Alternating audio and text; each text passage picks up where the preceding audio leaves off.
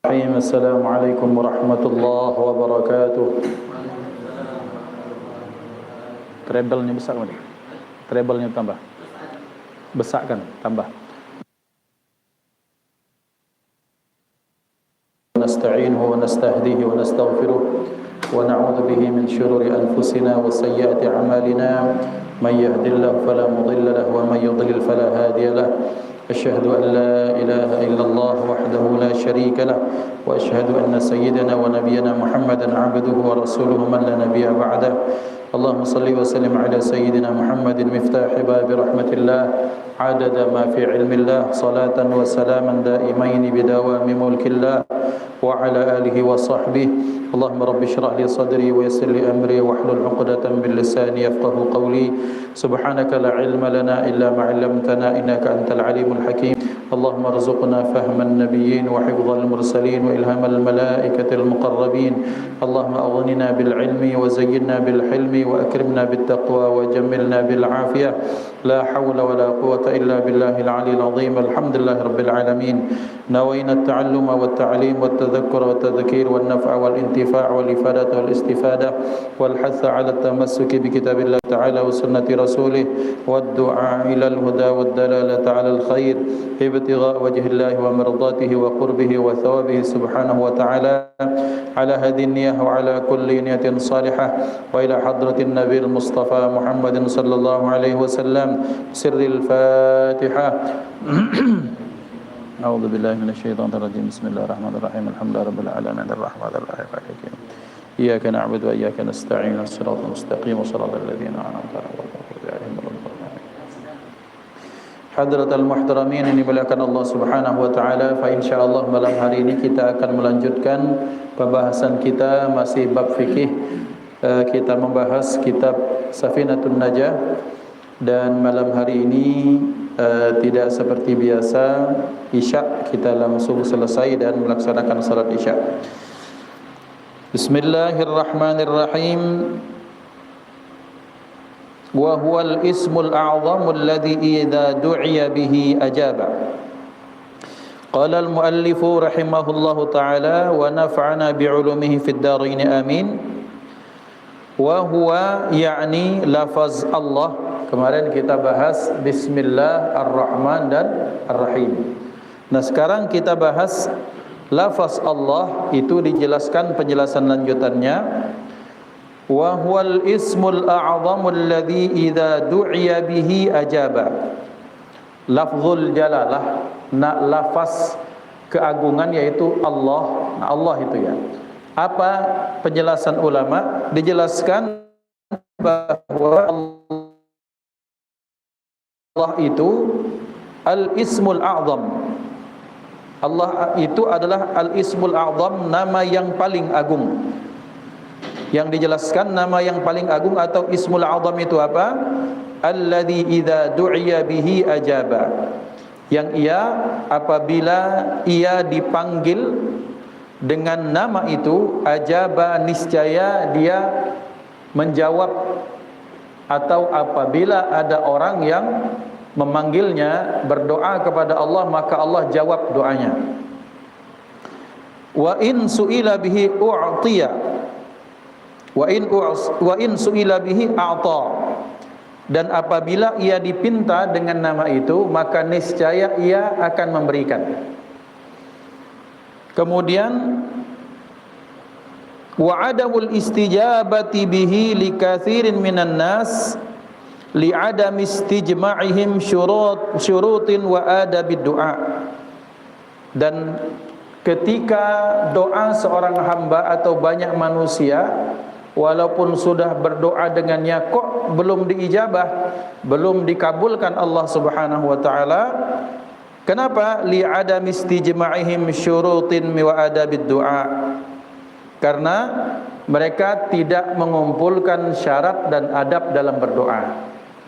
Jadi ketika kita bahas Allah, Allah itu apa? Maka Allah itu adalah lafzul jalalah. Allah itu adalah al-ismul a'zam. Al-ismul a'zam itu dikatakan dalam riwayat alladzi idza du'iya bihi ajaba. Apabila kita seru, kita panggil Allah, Allah, Allah, maka Allah itu menjawab. Itu menjawab panggilan kita. Wa in su'ila bihi a'ta, dan apabila ia dimintai dengan hal tersebut, dengan nama itu, a'ta, niscaya ia memberikan. Jadi definisi al-ismul azam itu seperti itu. Bapak-bapak, ikhwan yang dimuliakan Allah, bahwa kita tahu Allah itu kan punya banyak nama. Nama Allah itu banyak. Ada berapa nama Allah? Hah? Berapa? 99. Ada yang lebih tak? Nama Allah itu tak terhingga dan tak terhitung. Bukan 99, 99 itu al-asmaul husna. Nama Allah yang baik. Sementara ini disebut apa? Al-ismul a'zam. Jadi artinya apa? Ternyata Allah Subhanahu wa taala punya nama yang sangat banyak. Maka Allah berfirman, a'udzubillahi minasyaitonir rajim, walillahil asmaul husna fad'uuhu biha. Dan hanya milik Allah lah nama-nama yang baik itu, fad'uuhu biha, maka serulah Allah dengan nama-nama itu.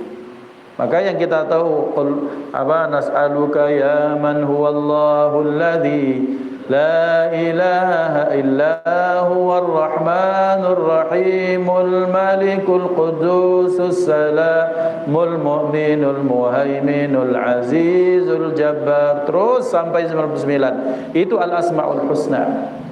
Sementara dalam salah satu doa Rasulullah sallallahu alaihi wasallam berpinta seperti ini, ya Rabb, wahai Tuhanku, kami meminta kepadamu ya Allah dengan nama yang Allah ajarkan, Allah maktubkan dalam kitabmu, atau nama itu engkau ajarkan kepada hamba-hambamu, salah seorang hamba dari hambamu, atau itu nama yang engkau ketahui dalam perbendaharaan kegaiban ilmumu. Artinya Allah ada nama yang Allah simpan, yang Allah tak kasih tahu yang lain, itu ada. Maka ikhwan dimuliakan Allah, maka al-ismul a'zam dijelaskan Nabi, nama yang apabila seseorang menyeru Allah dengan nama tersebut, maka niscaya Allah jawab seruan kita. Ya Allah, hoi, kira-kira apa itu? Maka Allah menyatakan ketika dipanggil, ya Rabb, labbaik. Kata Allah, ya, ada apa? Maka kemudian ketika ditanyakan, kenapa kemudian ada hamba-hamba, atau ketika kita berdoa, ya Allah, ya Allah, ya Allah, kemudian kenapa kok doa kita tak dijabah? Maka kata beliau, dikarenakan kita kalau berdoa tak memenuhi, tak melengkapi syarat-syarat dan adab ketika bagaimana doa tersebut diijabah atau dikabulkan Allah. Jadi bagaimana mau dikabulkan sementara syarat dan rukunnya kita tak penuhi. Nah, sekarang apa saja yang harus kita kerjakan, harus kita penuhi supaya doa kita yang memanggil dengan nama Allah, sementara Allah itu adalah al-ismul azam, bagaimana supaya doa kita diijabahi oleh Allah Subhanahu wa taala? Wa nujmiluha huna wa hiya. Dan kita globalkan, kita ringkas, kita sebut secara umum nama-nama atau adab-adab, syarat dan rukunnya tersebut. Salah satunya, satu, an yatarassada li du'aihi al-awqatis syarifata ka yaumi arafata wa yaumil jumu'ati wa waqtis sahari. Yang pertama, syarat doa itu diijabahi oleh Allah apa? Untuk memilihkan untuk doa tersebut waktu-waktu yang mulia. Jadi kita pilih apa? Syarafuz zaman. Kita memilih kemuliaan-kemuliaan waktu. Karena di antara sekian banyak waktu, maka Allah memilihkan yang paling mulia di antara waktu. Apa di antaranya? Di antaranya kayaumi arafata, seperti hari Arafah. Kenapa hari Arafah? Bisa dibaca yaumi, bisa dibaca yauma. Kenapa hari Arafah? Karena diriwayatkan bahwa iblis tidak pernah putus asa sepanjang tahun kecuali ketika tanggal 9 Zulhijjah ketika orang wukuf di Arafah. Kenapa? Karena di hari tersebut tidak ada orang yang berdoa kecuali diijabahi oleh Allah Subhanahu wa taala. Berarti hari tersebut doanya makbul. Maka kita manfaatkan hari tersebut sebaik-baiknya. Kapan waktunya? Maka ijtihadi. Ulama kita di Palembang, para habaib, para kiai itu mengadakan biasanya tiap tahun zikir apa? Zikir Arafah. Itu tanggal 9. Biasanya kapan? Ba'dal asar, dari asar sampai menjelang maghrib, sampai ke maghrib. Karena kenapa? Karena waktu tersebut menepati zuhur ketika orang-orang sedang wukuf di Arafah. Jadi kita ngambil kemuliaan waktu tersebut. Maka bawa doa yang terbaik, listkan doa yang terbaik. Kadang-kadang ada orang yang sudah pengen sekali punya doa-doa sekian banyak, tapi ketika datang kesempatan yang baik dia lupa. Ngapo? Karena dak kate manajeriat doa. Jadi tidak dimanage dengan baik doa tersebut. Bagaimana cara memanage doa yang baik? Ya tulis dong. Tulis, bikin kopelan, bikin surat kertas kecil. Ya Rob, pengen ini, ya Rob pengen itu, ya Rob pengen kawin lagi misalnya. Ya Rob pengen punya anak 11. Ya Rob pengen anak-anakku hafal Quran. Tulis 1 2 3 4 1 2 3 4 terus. Maka kemudian ahlan wa sahlan. Monggo Pak Haji. Ya tadi. Pinarak. Ya tadi. Masuk Pak Haji. Pakai surat jodoh di sana. Masya Allah. Bismillah. Ya tadi. Ya dari sini Pak Haji.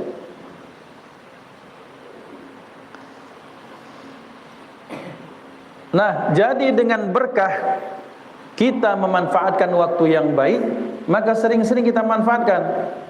Makanya contoh betapa ternyata kita harus tamak. Tamak itu apa? Ya rakus, kita harus rakus, tapi rakus dalam kebaikan. Contohnya ketika ada saat-saat yang baik, bertemu orang baik, ada momen baik, pergunakan itu untuk berdoa atau minta doa.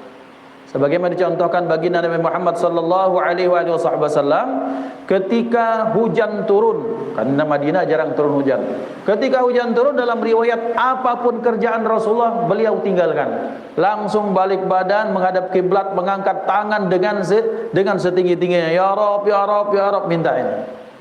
Dan biasanya minta Rasulullah adalah keselamatan umat. Minta supaya bisa diizinkan memberikan syafaat kepada umat, berikan keteguhan iman. Intinya doa-doa yang sangat-sangat mahal.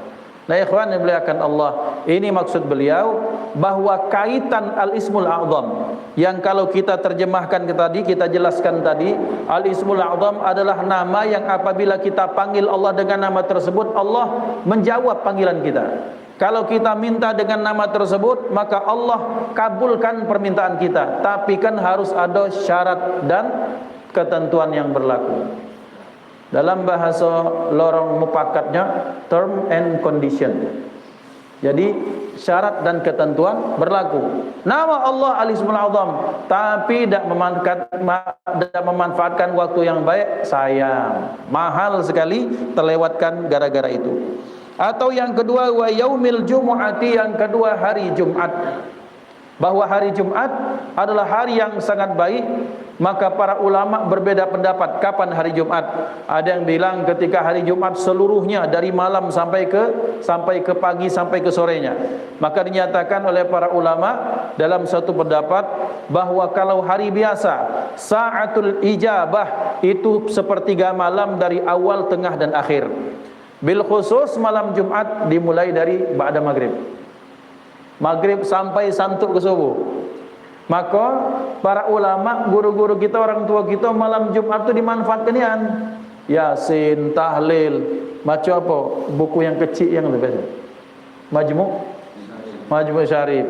Saat berapa surat, 7-8 surat panjang-panjang dari Yasin, Kahfi, Waqi'ah, Ad-Dukhan, kemudian Ar-Rahman, kemudian surat-surat yang lain. Baca doa Nur Nubuwat, doa Sayyidina Ukasyah, semuanya dibaca. Berharap apa? Dari ba'dal maghrib sampai ke subuh itu sa'atul ijabah. Saat atau waktu di mana doa-doa diijabah oleh Allah Subhanahu wa taala. Ini namanya kita memanfaatkan, ngepaskan dengan waktu yang baik.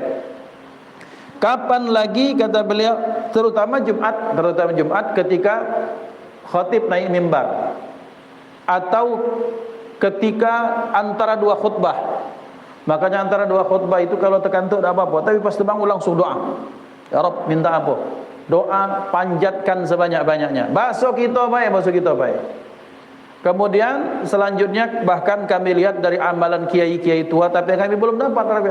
Bahkan ketika selesai sebelum khatib sampai ke mihrab tu sering Sayyidil Walid ayah saya itu berdoa seperti itu. Doa itu. Sampai kemudian iqamat baru itu. Ini namanya manfaatkan waktu yang baik. Atau Jumat ba'dal asr. Yang ini dinyatakan disebut sebagai sa'ah Fatimiyah. Ini sa'ah Fatimiyah, waktunya Siti Fatimah beramal. Karena Siti Fatimah dalam riwayat banyak beramal ketika ba'dal asar pada hari Jumat. Salah satu amalannya membaca salawat sebanyak 80 kali. Allahumma salli ala sayyidina Muhammadin abdika wa rasulikan nabiyil ummi wa ala alihi wa sahbihi wa sallim taslima.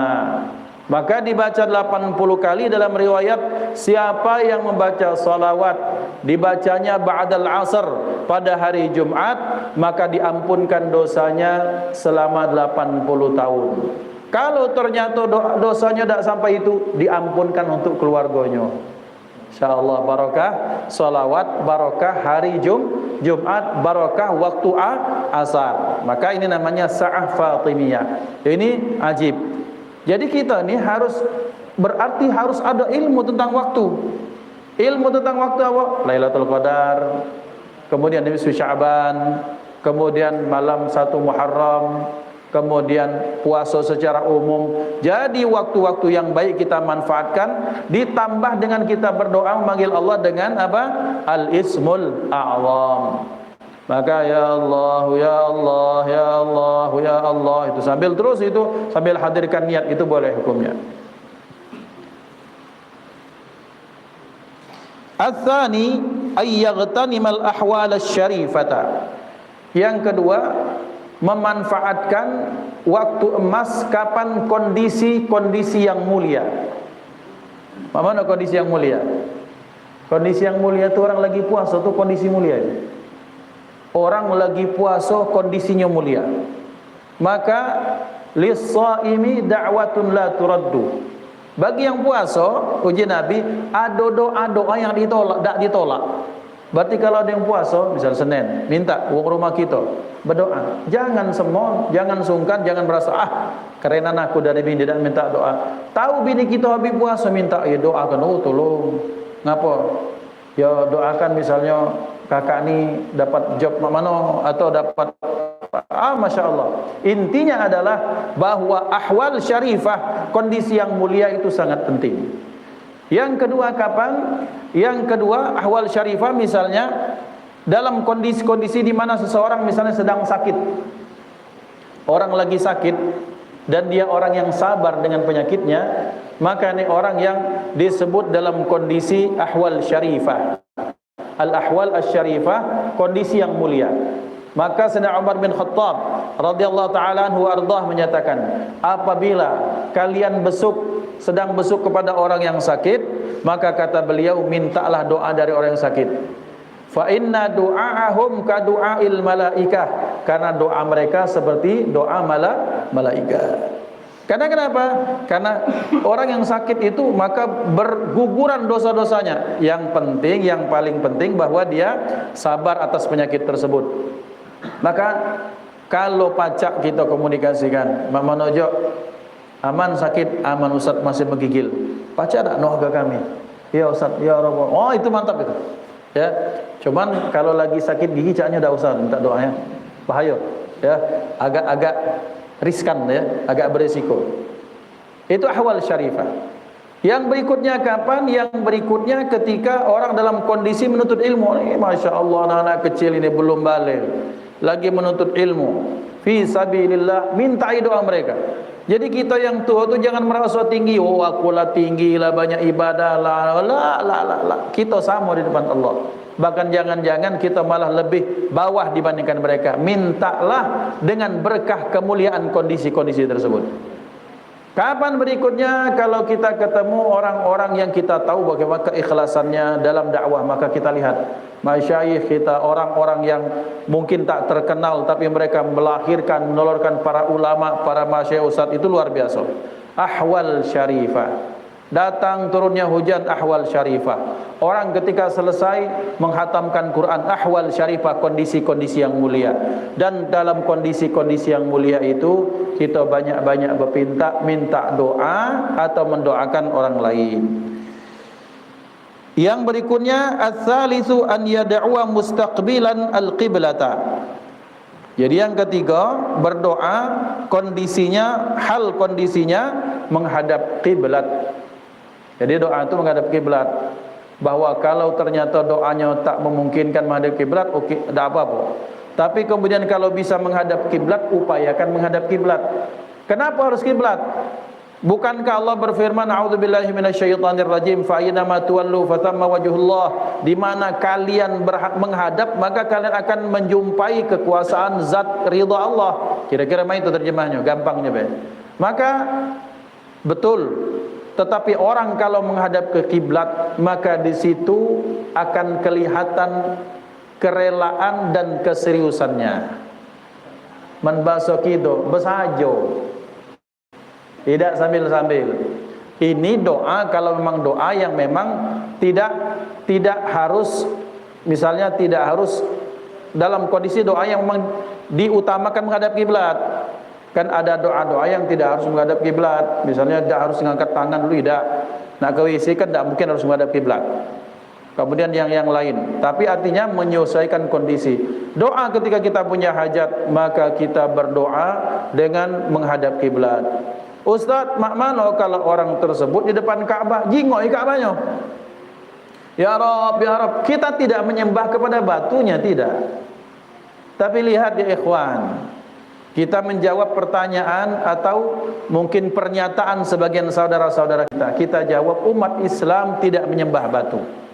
Dikatakan Al-Imam Al-Ghazali dalam kitab Ihya beliau, kita menghadapkan wajah diri kita ke kiblat. Yang paling sederhana saja, kiblat merupakan poros pusat umat Islam untuk menyatukan hati. Umat Islam ini salat ngadap ke mana? Kiblat. Mati ngadap ke mana? Ngadap kiblat. Berdoa yang Islam ngadap ke mana? Ngadap kiblat. Maka kondisi apapun seorang ketika menghadap kiblat menunjukkan keseriusannya, itu satu. Yang kedua, ketika menghadap kiblat kita melihat kepada satu poros supaya umat Islam tidak centang perenang. Tidak si kok ngadap ke barat, si kok ngadap ke timur. Islam semuanya harus menghadap kiblat. Jelas itu. Bukan melihat matahari terbenam, bukan, arah kiblat, beda dia. Maka ikhwan dimuliakan Allah Subhanahu wa taala, kata Imam Ghazali, supaya salah satu hikmahnya untuk menyatukan umat pada aspek hatinya, salah satunya direkatkan dengan menghadap kepada arah yang sama. Itu menghadap ke kiblat. Mana kalau kita di dalam Ka'bah, ya Rabb, siapa tahu kita minta mudah-mudahan kita dapat rezeki pacak masuk Ka'bah. Betul tidak? Amin Allahumma amin. Mana kalau orang dalam Ka'bah, namanya fikih kan itu. Maka kalau dalam Ka'bah, maka kita disunnahkan menghadap ke empat sudut. Sini doa, ke situ doa, ke situ menghadap salat doa, situ doa. Pun ketika sholat, maka upayakan jadikanlah para rakaat sholat sunat di sini menghadap sini, menghadap sana, menghadap sana, menghadap sana. Itu kalau di dalam Ka'bah. Betua yang pacak masuk Ka'bah. Ya. Nah, tapi betuanya dengan imannya.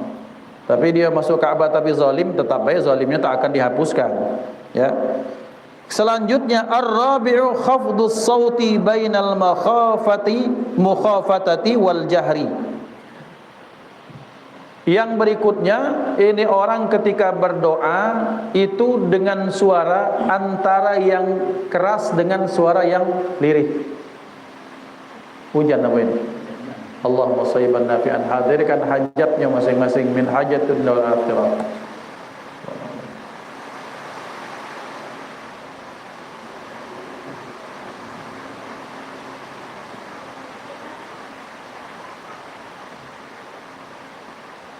Amin ya Allah. Ada yang berdoa anak kawin lagi dah? Baru nanti ya. Yang berikutnya, yang keempat, memelankan, menurunkan suara antara lirih, suara lirih dengan suara yang jelas. Misalnya begini, ya Rabb, ya Allah, seperti itu. Kenapa harus seperti itu? Kenapa tidak dalam hati be? Dengan alasan, Ustaz, Allah kan maha tahu. Jadi, kan sudah berdoa, tidak tahu doa apa. Allah maha tahu. Tapi Allah ingin melihat keseriusan kita ketika kita berdoa, dengan kita ucapkan, kita keluarkan dengan lisan kita, maka itu menunjukkan keseriusan seseorang dalam berpinta kepada Allah Subhanahu wa taala. Allah bukan zat yang tuli, Allah bukan zat yang buta, Allah bukan zat yang bodoh. Allah maha berlepas daripada sifat kekurangan. Tapi ketika seorang hamba dia berdoa dengan suaranya, maka itu menunjukkan keseriusan hamba tersebut dalam berpinta kepada Allah Subhanahu wa taala. Masya Allah, Masya Allah. Tiba-tiba teringat.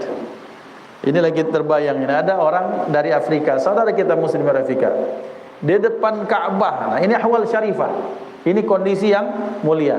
Di depan Ka'bah di Multazam itu dia enggak ada doa lain itu. Apa doanya? Ya Rabb, fulus ya Allah, fulus ya Allah, fulus ya Allah. Fulus saja minta. Kemudian ada orang belakang nanya, "Oi, ente nih kalau doa yang lain kayak tidak, ya Rabb, fulus ya Rabb, fulus ya Rabb." Tahun berikutnya dia jadi bisnismen, banyak duit. Masya Allah. Ya. Mudah-mudahan Allah hadirkan kita di Ka'bah, Allah hadirkan kita di Hujrah Syarifah, di maqam baginda Nabi Muhammad sallallahu alaihi wasallam. Bukan sekedar minta dunia tapi minta akhirat insyaallah. Amin Allahumma amin. Nah, ini tentang melirihkan suara ya. Ngapa harus lirih?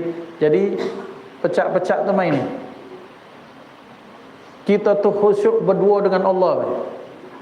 Ya Allah, cak bisian itu. Pecah kondisi kita tu berdua baik, tidak nak melokkan wong lain. Nah, itu kan kondisi di mana orang yang hatinya betul-betul hudur kehadirat Allah, sampai suaranya pelan, lirih, kadang suaranya merengek-rengek, kadang seperti orang menangis.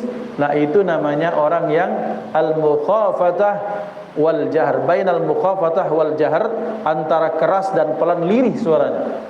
Itu salah satu adab dalam berdoa. Al-khamisu, yang kelima, at-tadarru'u wal khusyu'u wal raghbatu wal rahbatu. Yang kelima, tadarru' dan khusyuk. Jadi tadarru' itu takut, kemudian melahirkan perasaan khusyuk dalam hati, antara berharap, antara cemas dengan berharap. Maksudnya adalah bahwa orang kalau berdoa, maka at-tadarru', kita merengek-rengek, kita kemudian menampakkan ketenangan. Jadi orang kalau berdoa itu tidak sambil bergaut-gaut, sambil bermain-main, sambil tertawa-tawa, itu namanya tidak serius berdoa. Maka orang yang berdoa mestinya dia at-tadarru'. Dia tadarru', dia harus khusyuk, antara harap dengan cemas ini bergabung jadi satu. Maka itu baru namanya orang yang betul-betul serius dalam berdoa. Dan ini sangat diutamakan dalam berdoa kepada Allah Subhanahu wa taala. Kemudian selanjutnya, an yujzimad du'a wa yuqinal ijabata wa yusaddiqa raja'ahu fihi. Bahwa hendaknya yang keenam, dia meyakini dengan pasti, dia yakin dengan doa itu, dia memastikan dirinya bahwa dia yakin dengan doa itu, tidak ada keraguan untuk diijabah oleh Allah Subhanahu wa taala, dan dia betul-betul mengharap dengan betul terhadap harapannya kepada Allah. Yakin, maksudnya apa ini? Tuhan tu, Allah tu maha hidup, la ta'khudhuhu sinatu wala naum. Kita yakin betul-betul dengan sifat Allah Subhanahu wa taala, dengan kesempurnaan Allah Subhanahu wa taala, maka ikhwan yang dimuliakan Allah, maka ini salah satu syarat doa tersebut diijabahi oleh Allah Subhanahu wa taala. Yang berikutnya as-sabi'u, yang ketujuh, ayyulihha fid du'ai wa yukarrirahu salatan. Bahwa hendaklah ketika berdoa dia mengulang-ulangi doanya dan terus menerus dia minta, kira-kira apa ini? Alahha yulihhu tu minta, membahasa kita tu ogol. Ogol. Apa ogol bahasa Indonesia? Ogol itu serius sungguh-sungguh, dengan kesungguhan itu maka dia akhirnya mintanya berulang-ulang. Maka dikatakan ulama disunnahkan ketika doa adab kita tuh mengulangi sampai 3 kali. Bukan karena Allah tak dengar, bukan. Bukan karena Allah tak paham, bukan. Tapi menunjukkan keseriusan kita dalam berdoa. Ya Rabb, ya Rabb, ya Rabb, minta ini. Ulangi lagi, ya Rabb, minta ini, minta ini. Ini bagian dari adab doa kepada Allah Subhanahu wa taala. Yang berikutnya ats-tsaminu an yaftatihad du'a bi dzikrillah azza wa jalla. Minta naik dalam. Allahumma shayban makan. Yang kedelapan, hendaklah dia memulai doa dengan menyebut Allah, mengingat Allah. Wa bis salati 'alan nabi. Kemudian berikutnya dia bersalawat kepada Rasulullah sallallahu alaihi wasallam. Wa yakhtimu biha, kemudian dia menutupkannya dengan itu, dengan hamdalah maupun salawat. Tsumma yabda'u bis-su'al, kemudian dia memulainya dengan persoalannya. Artinya minta apa yang dia minta. Nah, ikhwan dimuliakan Allah Subhanahu wa taala.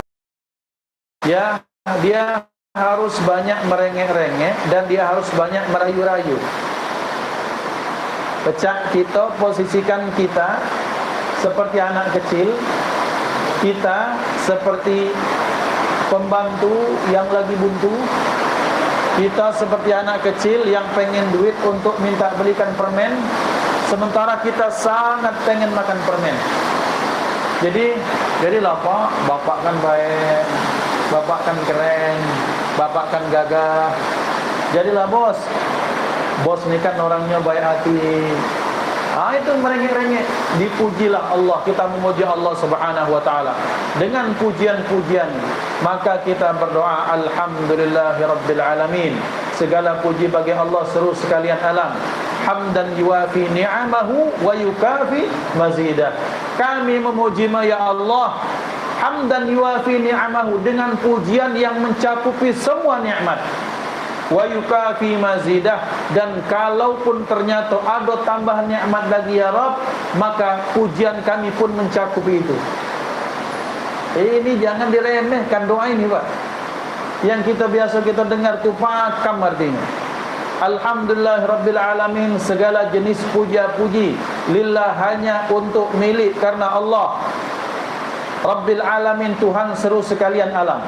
Hamdan yuwafi ni'amahu, kami memujimu ya Rabb dengan pujian yuwafi ni'amahu, yang dengan pujian itu mencakup semua nikmat-nikmat yang diberikan kepada seluruh makhluk di alam semesta. Wa yukafi atau wa yukafi'u mazidah, dan kalaupun ada tambahan semisal itu bahkan berlipat-lipat, maka pujian kami pun mencakup itu semua. Dan Allah senang dengan pujian ini. Ya Rabb, minta duit, tidak mai, itu cara. Puji dulu Allah. Bismillahirrahmanirrahim. Segala puji bagi Allah. Kalau kita tak baca bahasa Arab, ya Rabb, aku tahu kau ni hebat ya Rabb. Engkau Tuhan kami, Engkau dewean yang ngatur alam semesta. Kau tak butuh, Engkau maha kaya, Kau sugih, Kau segala macam intinya. Ya Rabb, minta ridha, cabut dari kami hati yang tak bagus, segala macam. Puji dulu Allah. Kemudian setelah itu adabnya, hantarkan doa kita dengan salawat kepada baginda Nabi Muhammad sallallahu alaihi wa alihi wasallam. Bagaimana itu? Sekarang pertanyaannya, kita pacak kumpul di masjid ini karena siapa? Kalau bukan karena Nabi. Kita cium tangan guru, tahu dari siapa? Karena Nabi. Kita baca alif ba ta sa dari siapa? Jasa Nabi. bahkan kelak di akhirat kita dapat syafaat daripada Allah yang izinnya kepada Rasulullah, yang memberikan izin kepada Rasulullah, itu pun dengan jasa Nabi Muhammad sallallahu alaihi wasallam. Maka awali dengan hamdalah, kemudian selanjutnya salawat kepada Rasulullah, kemudian berikutnya dengan apa? Isi doa kita, tutup dengan salawat, baru akhirkan dengan hamdalah. Itulah kaidah-kaidah aturan dalam berdoa yang diajarkan baginda Nabi Muhammad sallallahu alaihi wa alihi wasallam. At-tasi'u, yang ke-9, al-adabul batinu, adab dalam batin. Maksudnya adab yang tersembunyi. Batin itu batana, sesuatu yang tak kelihatan. Maka mohon maaf lahir dan batin, dari luar dan dalam. Wa huwal aslu fil ijabati, dan ini yang penting kata beliau. Apa? Wa huwal aslu fil ijabati, adab batin inilah yang menjadi fondasi sebenarnya doa kita dijabah oleh Allah. Yang tadi kan syarat-syarat zahir, milih waktu yang baik, nyari kondisi yang baik, kemudian menghadap kiblat dengan suara yang pelan, merengek-rengek antara suara lirih dan keras. Maka itu merupakan adab-adab zahirnya. Adab batinnya, dan adab batinnya merupakan penentu dari doa kita diijabah atau tidak oleh Allah. Apa? Dijelaskan oleh beliau, wa dzalika bit-taubati, yang pertama dengan taubat. Tubu ilallah jami'an, taubatlah kalian kepada Allah. Tubu ilallah taubatan nasuha, taubat dengan taubatan nasuha. Nah, ada nasuha di sini. Ada. Nah, Masya Allah. Jadi taubatan nasuha kepada Allah dengan taubat yang ikhlas tulus lillahi ta'ala, itu namanya taubatan nasuha. Maka orang yang doanya ingin dijabah oleh Allah, diawali dengan akar, dengan fondasi pertama taubat kepada Allah. Yang kedua apa? Yang kedua waraddul mazalimi. Yang kedua mengembalikan hak-hak yang dizalimi. Karena melihatkan Allah, mungkin kita pernah termakan, pernah terpakai sesuatu yang bukan hak atau milik kita, tanpa ngomong, tanpa izin, kemudian itu kita pakai, kita makan. Itu namanya bentuk kezaliman. Apalagi misalnya rumah wong dicaplok diakui rumah dewek, tanah wong diakui tanah dewek, gawian wong yang mengerjakan diakui gawiannya dewek. Itu hati-hati. Maka dalam Islam harus jelas kepemilikan itu. Ada catatan, ada saksi. Kalau bukannya gitu jangan. Ngapa urusannya bukan sekadar dunia, tapi urusan kita di akhiratnya Allah Subhanahu wa ta'ala. Nah, selesai semua sudah diberikan. Ternyata misalnya ada hak orang kita makan, ada kezaliman yang pernah kita lakukan, minta maaf dulu. Raddul mazalim ini artinya siapa yang pernah kita zalimi, maka kita datang minta maaf, minta ikhlaskan, kita lunasi, baru itu namanya raddul mazalim, baru aman. Seperti yang saya sampaikan tadi, masuk Ka'bah masuk, tapi dia zalim kepada orang lain, ya percuma. Masuk Ka'bahnya tetap dapat pahala, tapi ketika dia tak mengembalikan hak-hak yang dia zalimi, maka itu pun akan dihitung dosa besar oleh Allah Subhanahu wa ta'ala. Sudah isya belum? Belum. Selanjutnya wal iqbali. Ada iqbal dulu, setelah ada nasuha ada iqbal. Wal iqbali 'ala Allah azza wa jalla bi kunhil himmati, dan menghadap kepada Allah Subhanahu wa taala azza wa jalla bi kunhil himmah, dengan apa? Dengan puncak tertinggi dari ambisi. Jadi ambisi tertinggi kita ketika kita menghadap Allah Subhanahu wa taala, ya Rabb, kita menghadap kepada Allah dengan semangat, dengan cita-cita, dengan harapan yang paling tinggi, dan yang kita meletakkan Allah di atas itu semua, itu namanya syaratul qabul, syarat-syarat bahwa doa kita diijabahi oleh Allah Subhanahu wa ta'ala. Al-ashiru, yang ke-10. Kelas 10 ini. Alla yatakallafas saja'ah. Fa inna halad da'iyya yanbaghi an yakuna hala mutadarri'in wa takallufu la yunasibuhu. Yang ke-10, yang berdoa tersebut mestinya tidak membebankan diri dengan syair atau pantun dengan kata-kata yang indah. Ikhwan yang dimuliakan Allah,